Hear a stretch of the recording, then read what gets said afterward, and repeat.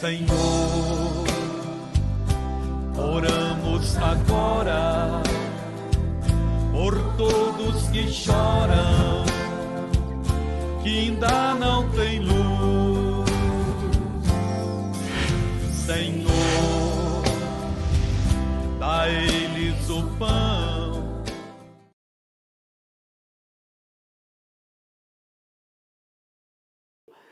Primeira carta aos Coríntios, capítulo 15, deixa eu mostrar para você, versículo 1, na linguagem de hoje, deixa eu mostrar para você algo que me chamou a atenção hoje, na parte da tarde, eu estava dando uma olhadinha, e eu vejo aqui o apóstolo Paulo fazendo uma declaração maravilhosa, ele fala assim: agora, irmãos, quero que lembrem do evangelho que eu anunciei a vocês, o qual vocês aceitaram, no qual continuam. Irmão, presta atenção, é o evangelho. Lembra? Tiago 1, 25, lembra? Vamos ler de novo? O evangelho, presta atenção, eu não estou falando de doutrinas de igrejas, eu não estou falando de doutrinas humanas, a palavra doutrina é tipo de ensinamento. Eu estou falando da doutrina do Senhor Jesus. Qual é a doutrina do Senhor Jesus? O Evangelho. E o que é o Evangelho? O Evangelho é a lei perfeita que dá liberdade às pessoas. Então, o Evangelho é uma lei que é perfeita, que veio para dar liberdade às pessoas. Que tipo de liberdade, pastor? Do império das trevas. O Evangelho veio para dar liberdade às pessoas do império das trevas. Significa o quê, pastor? Significa que a morte não tem mais direito sobre você. Significa que o pecado não tem mais poder sobre você. Você está compreendendo o que eu estou falando? Por quê, pastor? Porque antes do Evangelho, por mais que existisse a lei de Moisés, e a lei de Moisés, ela foi muito boa, mas a lei de Moisés, ela não nos capacitava. A lei de Moisés, estou falando nós, estou falando da humanidade. A lei de Moisés, ela só dava aos nossos olhos, ao nosso entendimento, a diferença entre o certo e o errado. Ou seja, eu sabia a diferença entre o certo e o errado, mas eu não conseguia fazer o que era certo. Você está compreendendo? Por quê? Porque o pecado tinha poder sobre mim. A morte tinha poder sobre mim. O império das trevas tinha poder sobre mim. Mas por meio do Evangelho de Jesus Cristo, o poder do império das trevas cessou sobre mim. Ele não tem mais poder. Por quê, pastor? Porque por meio do Evangelho de Jesus Cristo, a palavra de Deus, que é o caminho para a salvação, houve uma obra de redenção, a qual eu fui comprado pelo sangue de Jesus. Um bom preço foi pago por mim. Eu não sou mais escravo do império das trevas. Eu fui comprado pelo sangue de Cristo, eu fui comprado pela obra através da obra que o Senhor Jesus fez, e eu fui transportado para o reino de Jesus. Agora eu estou livre, estou liberto. Agora preste atenção, o Evangelho é a lei perfeita que dá liberdade às pessoas. Ponto. O grande problema está aqui. Por quê, pastor? Porque é uma lei perfeita que dá liberdade para as pessoas. Mas o grande problema está aqui. O quê, pastor? Porque essa aqui é a nossa parte. E nem sempre executamos a nossa parte como deveríamos. Por isso que eu digo que aqui está o grande problema. Preste atenção. Se alguém examina bem essa lei e não a esquece, ele estava falando para lembrar. Eu vou voltar daqui a pouquinho lá. E não a esquece, mas põe em prática. Irmão, se é para perdoar, eu aprendi, não aprendi? Poxa, então é para colocar isso em prática. Porque se Deus está mandando eu perdoar, porque vai acontecer de um certo momento alguém me ferir. Ou com palavras, ou com um comportamento. Você está compreendendo? Então, mas eu aprendi que é para perdoar. Então eu examinei essa lei perfeita que dá liberdade. Vai me dar liberdade do espírito da mágoa. Vai me dar liberdade do espírito do rancor, do ressentimento. Vai me dar liberdade desse fardo pesado que a pessoa fica carregando. Você está compreendendo? E aí a gente vai falando de outras coisas mais, que nós aprendemos de acordo com o que diz a palavra de Deus, mas só que não é só ter o conhecimento. Tem que colocar em prática. Senão, pastor, senão essa lei que é perfeita, Você está compreendendo? Ela não produzindo o efeito na minha vida que Deus quer que produza. É coisa séria. Vamos falar de lei normal, lei natural. Desde quando eu me conheço por gente, eu tenho 55 anos, desde quando eu me conheço por gente, com 12 anos de idade eu já dirigia. Não pode, pastor? Não podia, mas só que dirigia assim mesmo. Dirigia assim mesmo. Aprendi a dirigir com 11 anos de idade, já estava dirigindo com 12. Eu dirigia moto, dirigia carro e tudo mais. Para falar a verdade, eu fui tirar carteira de habilitação, carteira de motorista, como a nós lá do interior fala, com 22 anos de idade, para você ter uma ideia. E sempre tive carro desde os 17 para 18. Então, o que acontece? Existia uma lei chamada lei imperfeita. O que é uma lei imperfeita, pastor? É uma lei que existe, mas por ela não ter penalidade, ela se torna imperfeita. Que lei era essa? A lei do cinto de segurança. Sempre foi lei no país a cinto de segurança, só que era uma lei imperfeita. No momento que ela passou a ter penalidade, se tornou uma lei perfeita. As pessoas começaram a usar. Qual era o objetivo do cinto de segurança? Salvar vidas. Mas como ela era imperfeita, ninguém usava, não tinha penalidade. Capacete usava era no cotovelo. O objetivo do capacete era colocar na cabeça, proteger o crânio. Mas todo mundo usava no cotovelo, ninguém usava capacete. Quando tinha uma blitz, né, que a gente falava de blitz lá, ou aqui em São Paulo, comando, entendeu? Aí alguém catava, avisava, catava, colocava o capacete rápido, às vezes em cima da moto também, para poder passar pela blitz. Mas todo mundo fazia vista grossa. Por quê? Porque não tinha penalidade. Agora, o Evangelho é uma lei perfeita. Ela não é uma lei imperfeita, é uma lei perfeita. Mas ela vai ter efeito na minha vida se eu examinar bem essa lei e colocar em prática. Não é eu colocar em prática e fazer aquilo que a doutrina dos homens, a doutrina de uma instituição. Não. Tem coisa que Jesus mandou eu fazer. E tem coisa que Jesus não mandou eu fazer. Então não fica se esforçando para fazer aquilo que alguém diz que não tem nada a ver com Jesus. E não despreze de maneira nenhuma, em nenhum momento, aquilo que Jesus te mandou fazer. Você está compreendendo? Como perdoar, como estender a mão para os necessitados. É obrigação, pastor, dever. A Bíblia fala que é dever nosso estender a mão para o necessitado. Está entendendo? Então eu tenho que observar bem essa lei, mas só que não é só observar. Tem pessoas que têm um conhecimento estrondoso, só que não pratica. Não é observar a lei, examinar a lei e a colocar em prática. Bem essa lei e não a esquece, não pode esquecer. Mas a põe em Deus vai abençoar tudo. Tudo. Pastor, eu estou montando uma empresa. Você é uma pessoa que examina a lei perfeita e coloca em prática? Ah, sim, senhor. Você vai ter sucesso. Ninguém está tendo, você vai ter. Ninguém vende, você vende. Ninguém compra, você compra. Aquela mulher que Elias foi visitar, foi passar uma temporada na casa dela. Ela observou as orientações de Elias. Ela colocou em prática as orientações de Elias. Todo mundo enfrentou seca, fome, necessidade, dificuldade. Ela não teve que enfrentar, no momento que ela colocou em prática as orientações de Elias, ela não teve que suportar os efeitos da seca. Os efeitos da seca não alcançou a vida dela. Ninguém tinha o que comer, ela tinha. Brotava da panela dela farinha todo dia.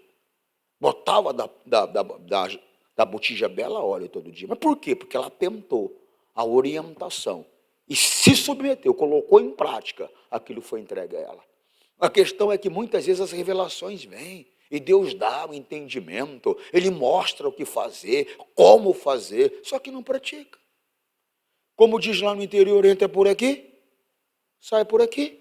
Não é para colocar em prática. E às vezes colocar em prática, dependendo da situação que nós estamos espiritualmente dizendo, é um pouco difícil. Mas se você começa a se aquecer espiritualmente, a se exercitar espiritualmente, você começa a evoluir. Esses dias eu estava vindo para a igreja e raramente eu saio de carro, normalmente eu ando a pé. E eu estou vindo tal, aí eu comecei a pensar, falei, poxa Jesus, é clara a tua palavra, é clara, tudo é mediante a fé. Ou seja, não adianta, não é por mérito, não é por esforço. Eu já me esforcei tanto, eu já me dediquei tanto, eu já lutei tanto, eu já briguei tanto, mas nada é por isso. Tudo é mediante a fé. O Espírito Santo veio e falou desse jeito para mim, desse jeitinho. Falou para mim assim, é verdade. Mas se você quiser progredir espiritualmente, você tem que se exercitar. Falei, é verdade. Falei, então vamos embora para o jejum, para a oração. Vamos embora para a leitura bíblica. Vamos embora ouvir a palavra. Por quê, pastor? Porque são exercícios espirituais que vão me fazer evoluir. Mas aí você vê a igreja, irmão. Por mais que o pastor brigue com você, você não se prepara para receber a palavra. Já expliquei para você. Eu não entro às 6:30 da tarde porque eu estou com preguiça, cochilando no escritório. Tem alguém aqui consagrado, preparando o teu coração para receber uma orientação da palavra. Mas parece que você não se importa. Só que o prejudicado, o prejuízo é só seu. Por quê, pastor? Porque não tem como uma terra produzir algo se ela não for tombada, se ela não for gradeada, se ela não for estercada, para receber semente. O nosso coração tem que ser movido. Eu fui fazer uma reunião em Mogi Guaçu ontem, e eu estava prestando atenção. Aí chamei a atenção da esposa do pastor lá. Eu falei, poxa vida, o rapaz entrou, cantou, não fez uma oração, não falou nada. Eu falei, as pessoas elas têm que conversar, tem que abrir o coração, tem que jogar para fora tudo que está dentro, para poder se encher de Deus. Tem que tirar espaço, às vezes é uma tristeza, às vezes é um problema que está enfrentando, às vezes é uma situação que está acontecendo, às vezes é um mal que está enfrentando. Ali ela começa a jogar tudo aquilo ali para fora, conversando com Jesus. Aí Jesus vem, na hora da mensagem, vem e preenche o coração daquela pessoa com a presença de Deus. Agora, se o coração está cheio de tranqueira, você não joga para fora, fala a boca, o que fala a boca está cheio? Então você não falou nada, você não jogou para fora, não limpou o coração, não se envolveu com Deus. Como que Ele vai te encher? O Evangelho é a lei perfeita, que dá liberdade às pessoas. Se alguém examina bem essa lei, tem que examinar bem. O que fala a boca? Então eu vou falar com Deus o que está cheio no meu coração. E às vezes o que está cheio no meu coração é tristeza. Às vezes está cheio no meu coração é revolta. Um outro dia, só para você ter uma ideia, que o coração da gente enche. Eu saí aqui para fazer o culto, eu não lembro se era quarta de manhã ou se era 6 de manhã. A hora que eu entrei aqui, eu falei, meu Deus do céu, eu falei, está amarrado. Nem as pessoas que eu estou acostumado a ver estavam no culto. Eu falei, está amarrado isso daí, em nome de Jesus. Aí dentro de mim, eu falei, Deus, que o Senhor quer que eu faça o quê, Deus? O Senhor quer que eu faça? Dentro de mim. Eu falei, o Senhor quer que eu faça o quê? Quer que eu não me importe? Quer que eu não ligue? Aí o Espírito Santo falou para mim, não, eu quero que você continue orando. Eu falei, então tá. Por quê? Porque o coração se enche, gente. Mas a única maneira de esvaziar o coração é conversando com Deus, falando com Ele. Você está compreendendo, sim ou não? Aí Jesus está dando uma bronca em alguns doutores da lei, alguns fariseus, algumas pessoas que se diziam seguidores da lei de Moisés, que se diziam filhos de Abraão, que se diziam de Deus. Aí Jesus está dando uma bronca, porque eles acreditavam que era.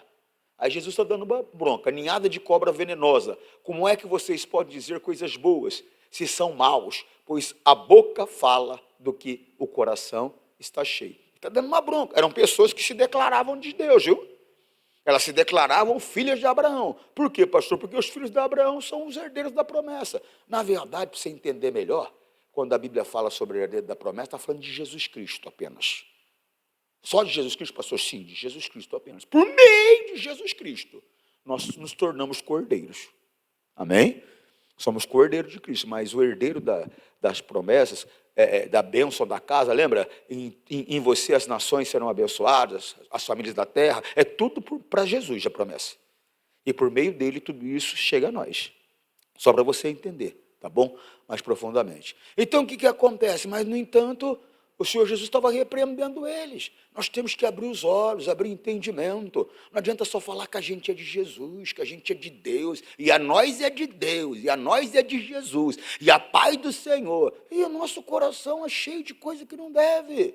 Não examinamos o Evangelho, a lei perfeita.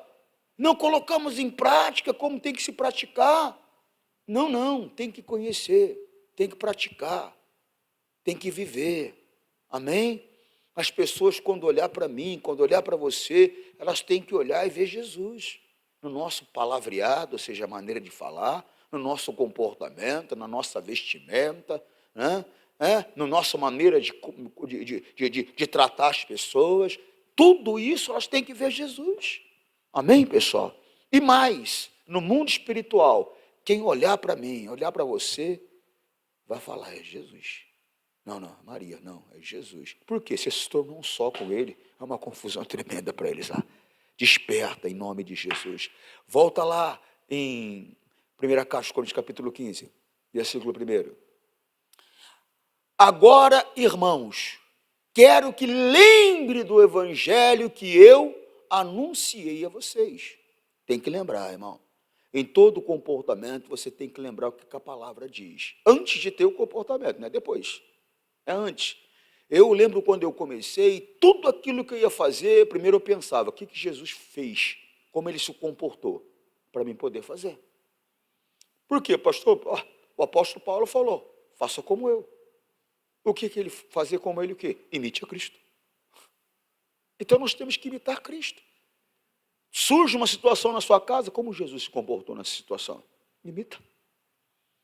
Alguém tem um comportamento com você, como que Jesus se comportou nessa situação? Imita. Sejais imitadores de Cristo. Nós temos que imitar a Cristo. Cristo orava? Orava, você ora. Você gasta tempo orando? Ou gasta tempo rezando? Orar. Chegar diante de Deus, abrir o coração, segundo a orientação da palavra dele. Orar baseado na palavra. Agora, se você não tem conhecimento da palavra, como é que você vai orar baseado na palavra? A oração é um julgamento. Vamos para o mundo normal, natural novamente. Um advogado, quando ele vai para defender o cliente, ele vai defender o cliente que é baseado no conhecimento da lei. Senão, como é que ele vai defender o cliente se ele não tem conhecimento da lei? Ele fala, não, doutor, vai falar lá, não, no artigo tal, no inciso tal, a situação é essa, essa e essa. É o que a lei diz, pronto, é baseado na lei. Da mesma maneira, você tem que orar baseado na palavra. O Senhor Jesus, quando ele enfrentou o diabo, ele enfrentou baseado na palavra. Olha lá, o apóstolo Paulo, primeira carta aos Coríntios, capítulo 11, versículo 1. Sejam meus imitadores. Ele falou, me imite. Como também eu sou imitador, em outras palavras, faz como eu faço. Eu imito a Cristo, imita a Cristo também. Você está compreendendo? O Senhor Jesus, quando enfrentou Satanás, lá a Bíblia mostra, porque ele enfrentou em várias situações. Jesus não foi tentado só ali.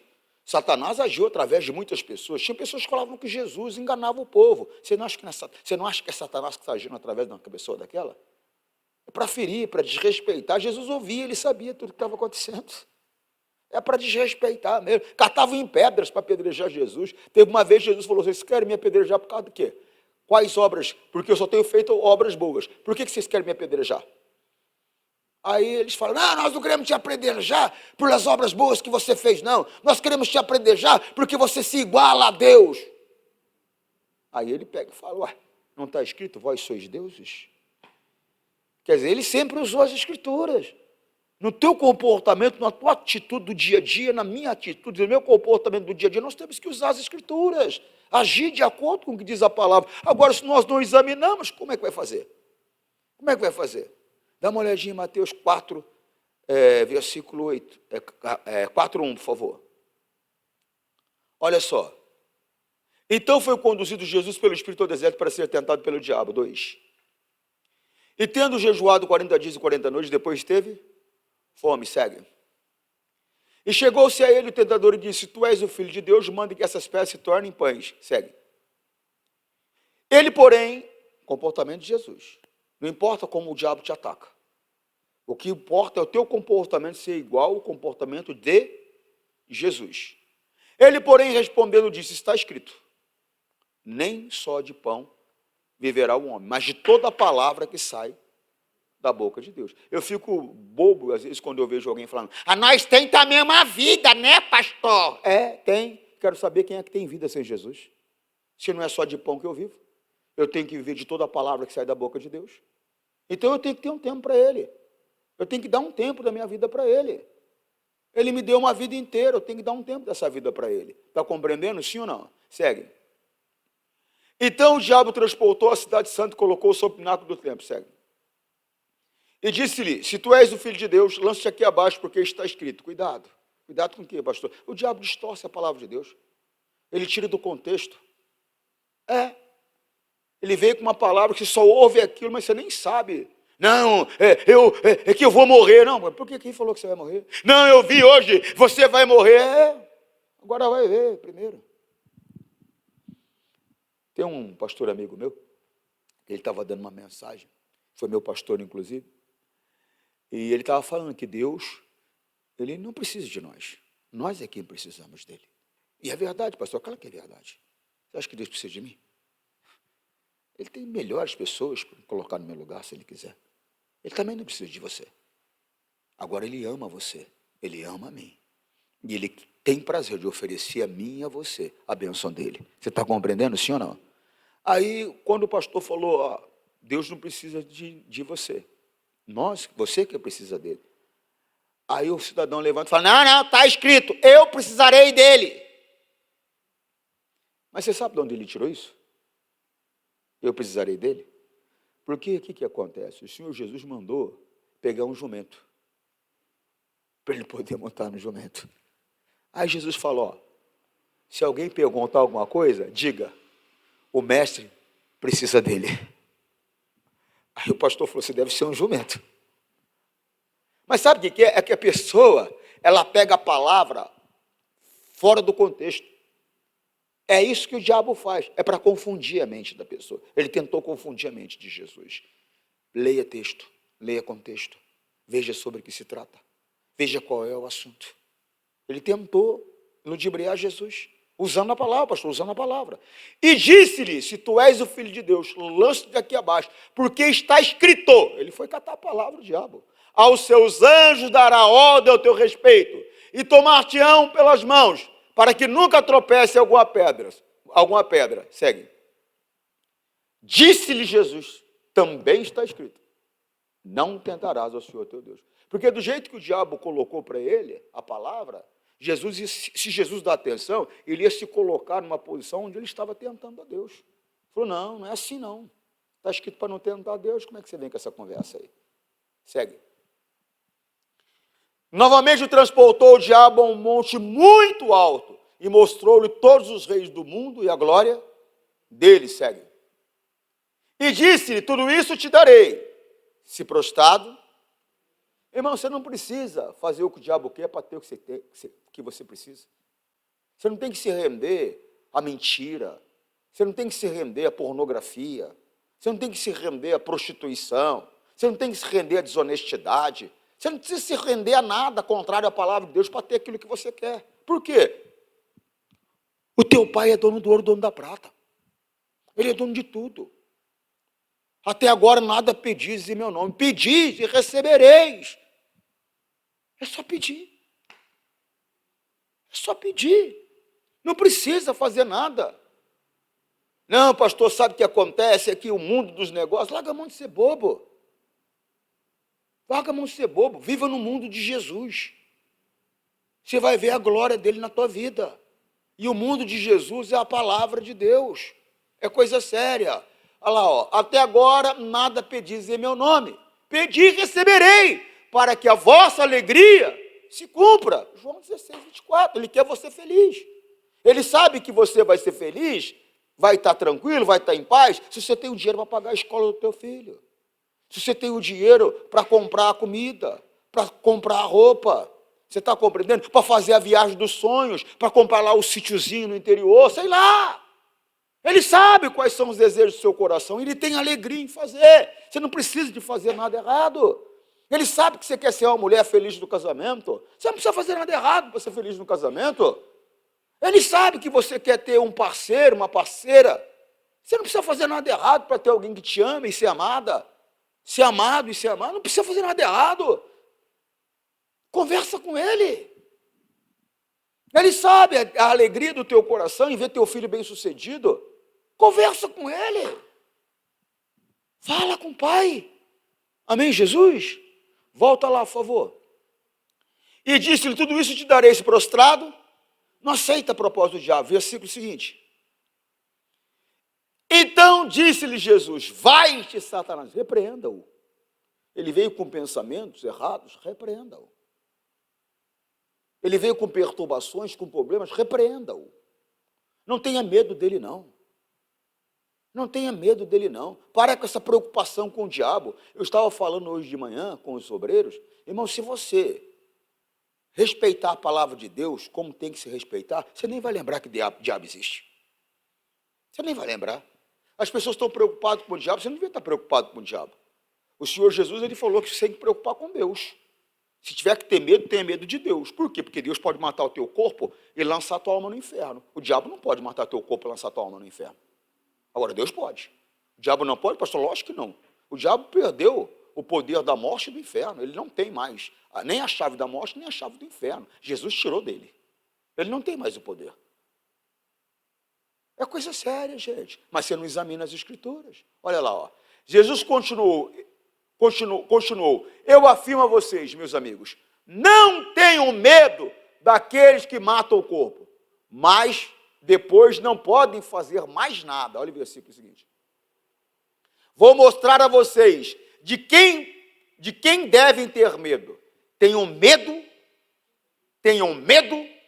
de Deus, que depois de matar o corpo, tem poder para jogar a pessoa no inferno. Sim, repito, tenham medo de Deus.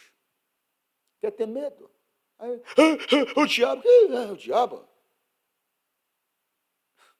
Eu vi um pregador americano, achei fantástico, ele disse que estava dormindo e de repente ele abre o olho, vê um demônio assim na beira da cama.